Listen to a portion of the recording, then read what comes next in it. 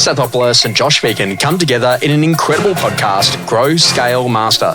An energetic approach to drive progress, master skills, build strengths and put the strategy back into rapid business and personal success. Backed by real-world experience in rapid scaling to playing the long-term game of business, it's the story of all the lessons learned on the journey to mastery. Be inspired, renew your energy and chase the future with Grow, Scale, Master. Con, we are in for an unbelievable conversation today. Cannot wait. Can you believe it? This is episode 100. Whoop, whoop, whoop, whoop. Wow. Really? Actually? Yeah, this is it. It can't be. It is. We just did our first one last week. I know. It's a little bit longer than that. So today's a great conversation, and we're going to talk about the workflow revolution. And I think that this is interesting because you kind of hear like a lot of improvements in what the AI world is doing, but yet the foundational conversation, humans aren't going anywhere soon. No, we're not going anywhere, mate. So when you go to think about that, I love this little quote, like really about how do we make sure that we help workflow? How do we use technology in a powerful way? Yep. But still stay really like driven on the human moments that actually make these transactions. Yeah. I call it moments that matter. Ah. Yeah, so please, that's trademark registered, etc. So don't steal it, anyone. They are moments that matter. Yeah. Let me just pull up one of my daily emails. Shut up. Oh, you cannot. I probably did take it from you, but yeah. I just think that the thing is that, you know, there's a process and a workflow for how you list a property, how you exchange a property. I'm talking about the actual mechanics. What we've got to be looking about right now is how do we actually intertwine those moments that matter? The micro moments, the micro performances, the ability to be able to connect with someone at a deep human level. Because, you know, I've said this before, we're not in the business of real estate, we're in the business of relationships. So you can have the world's best AI, agentic swarm team and workflow software and process, etc. But if you can't actually connect with someone and show empathy or be able to read a room or be able to read the play, then, you know, I don't care how good your tech is. Yeah, I'm just putting up the daily email from the 9th of August, 2024. Here we go. And then it's Friday Focus, Moments That Matter. Okay, well, mate, you're welcome. Yeah. You're welcome. Okay, great. Just so I get you on that. Our podcast started back then. So. Yeah. Oh, yeah, 2 years ago. So I think that the foundational idea is that, like, you know, technology is not the destiny, like we are our destiny. Yes. And what I'm really worried about, like, and I was in New Zealand last week, and, you know, interestingly enough, I was talking to this lady, and I'm like, oh, you know, where are you at? And she's like, I'm just really worried for my job. And I was like, oh, you know, what are you telling me? She goes, I've been a salesperson for 20 years. I'm like, right. She goes, but I'm not good at AI. I'm like, right. And she goes, so like, I'm going to lose my job because I'm not good at AI. I'm like, no. Like you got 20 years worth of past clients. Why don't you just go back to all of your past clients that you've actually had and go and ring them? And she's like, am I allowed to do that? I'm like, yeah, no, you're allowed to do that. You can ring all of your past clients that have sold with you. And so what I think is kind of happening is that, you know, people kind of see this thing and they go, hey, we're going to go all in on that. And I'm really worried about that. But they do that at the cost of like the things that actually make a business go really well. Yes. And that's like the human moments and the stuff that like is important. And when you go to think about the workflow revolution, like, man, like I get it. Like let's say here's a really good use case. And I think that, you know, Shane Beaumont from Haven is the best at this, right? So Shane would go into his domain app, for example, he'll pull up a particular property and he'll go and have a look at like what's actually happened in that Skylight app on that particular property. So how many people, for example, have viewed the property? How many have clicked on photos? How many have gone to the floor plan? How many have zoomed in and out on the map? You know, like, and you'll go and get all that detail. And he'll get that from his best campaign. Yep. And then he'll then go... His A-class, and then, right. And then he'll then go to his worst campaign. Yeah. And he'll get the printout of that. And then he'll drop it into like a Claude or a ChatGPT type thing. He'll say, hey, can you please compare the pair? And so literally, can you now tell me about what the differences are between the good campaigns and the bad campaigns and what the ratios need to be?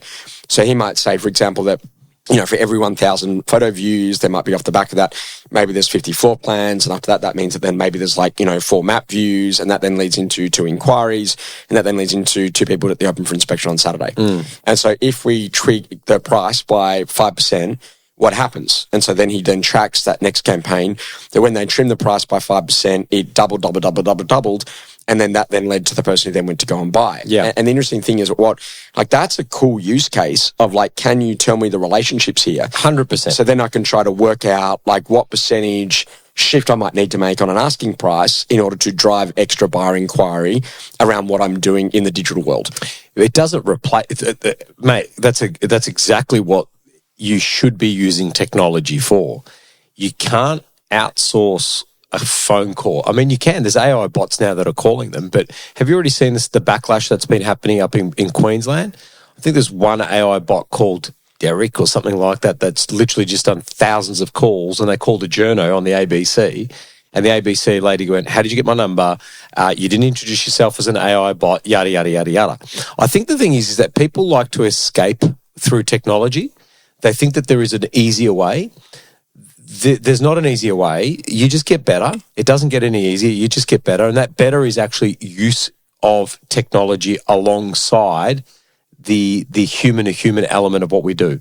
So, yeah, if you can identify a buyer or a seller or something in your database before, having to go through and prospect it and really search for it, great use case. If you can use it for a campaign analysis or a campaign co-pilot type tool, and we use it. We've got the wizard, Jamie Buttigieg in our business. That's the head of our transformation that just simply works on the business using technology and AI. It's wonderful. But it doesn't replace a real conversation. The AI bot can't tell your vendor that they need to adjust their price by 8%, or it could, but you wouldn't have the same outcome, if that makes sense. Yeah, and you know what I love here is about like the power of documentation, right? So you can be in a position that, let's say, for example, that you are screen recording, and I'm going to go and show you how to like log into the system, add Con as a contact, add in his email address, do XYZ. Then I then take that screen recording, I drop that into like a Google LLM and say, can you please summarize this video and give me the steps? And so then it can actually then go to take that video screen recording that you've done and individually write out each of the individual steps. Perfect. Copy and paste that. You've now got that in terms of your documentation of how to go to use the system. So I think that like the speed up here is like unbelievable in terms of really good quality documentation, right? Exactly right. And so exactly right. And let's say, for example, I took one of your best and I said, okay, Amit, can you just do like a great conversation with me on what you actually do in your vendor management process? Yep. What do you do with your weekly meetings? Yep. What's the agenda look like? XYZ. Yep. And I can do that as an audio podcast with him. Yep. And then after that, I then take that, drop it into the Google LLM, say notebook, and say, can you please now just give me a summary of everything that we discussed? Perfect. And to get the documentation right. Yeah. And then what that then allows you to do is to take what is like a freak skill set and turn that into like a documented process that can then be used more broadly inside of the business. Perfect. And this is where I'm saying that like there's all of these great connectors. And so you're starting to see people, okay, great. You can now connect it into your calendar. You can connect it into your email. You can go to connect it into your Strava if you really want to, so you can see how fast you're going to go and run, that big run that you're doing shortly. But the basic idea here is that like really understanding that like what it's doing is it's helping you to explore more and to have a bit more creativity. But the foundational idea is if I said to you, okay, Con, you got to go and sell Jones Street. Yep. What other properties have we sold in the last 12 months that's similar to Jones Street, West Street, Green Street? Get on the phone, mate. Go and ring every single one of those buyers and tell me if any of those buyers actually have a desire or an appetite to want to go and buy. Yeah. And I'm saying to people, okay, great. World changed in relation to investors' appetite to purchase property ultimately when the budget happened, right, back in May. So, okay, great. Have you thought to ring anyone who walked through an investment property as a buyer, as an investor, in January, February, March, April, and say, hey, Con, look, I know that you came looking at an investment. Given the changes to what's actually happened around investment and taxation, did you still have an appetite to buy an investment property? Or has your strategy changed? And if you do you want to buy a new one? Or are you happy to buy established resi? Or off the back of that, are you now thinking about maybe instead buying a better principal place residence to get the capital gains tax? And so like that, like insight and that opportunity is like something that others don't see. But your ability to be able to forecast is critically important, right? Yeah, absolutely. And that's exactly how you should be using technology. You shouldn't be using it to replace the core aspects of what we do. They talk about this, how surgeons might become irrelevant one day where... I'm hoping not. No, I'm hoping not too. But, right now, the machine can do a better prostate cancer removal, analysis and removal and surgery than a human. Yeah. That's because it's watched millions of them, right? But no one's going to be able to read the emotion behind the eyes of someone. Yes. Or be able to understand that this is a messy divorce or, that there's something... Emotional contact and empathy. Spot on. That's exactly right. But use the tech to be able to serve up the opportunities so you can be more effective. And so, the interesting thing, when we hear 6-star service, XYZ, we keep on thinking that's more and more.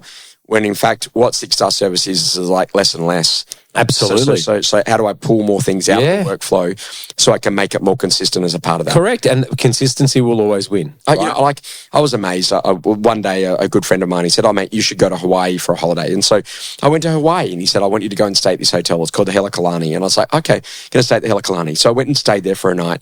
And mate, it was so amazing. I checked in at like 1:00, and at 2:00 that day, they brought this very small bowl of like fresh fruit that was prepared. Nice. And so I really hope that you enjoy it. And that was the first time I'd ever had a hotel do that. Oh, right. And at the time, like mind blowing, like there's no tomorrow. Now, like literally, that's kind of like that should be a standard. Correct. So you go to the Carlisle in Brisbane, that happens, right? That's right. Turn up. That's right. Yeah. I'm just getting you to think that, like, literally, what customers actually really want is people who know what they're doing. Correct. That can make things really simple, that are clear about process. So, you know, as email comes into this country, you know, what does that actually look like? So, okay, cool. We're going to send you a quick email, a quick little text. There's a little link. You're going to need to click on it. You need to do a couple of key things, and your email check needs to be cleared before we can launch you. Correct. It's going to need to happen now that you've actually got offer and acceptance as a buyer. You know, so like working out where those things are, this is how long it takes. This is what you need to do. How many agents have actually filled out one themselves so they know what they're expecting the buyer or the seller to do and what ID docs and things that you might need to make sure that process is super simple and clear? Well, mate, that's the thing, Josh, is that the genius is in the simplicity.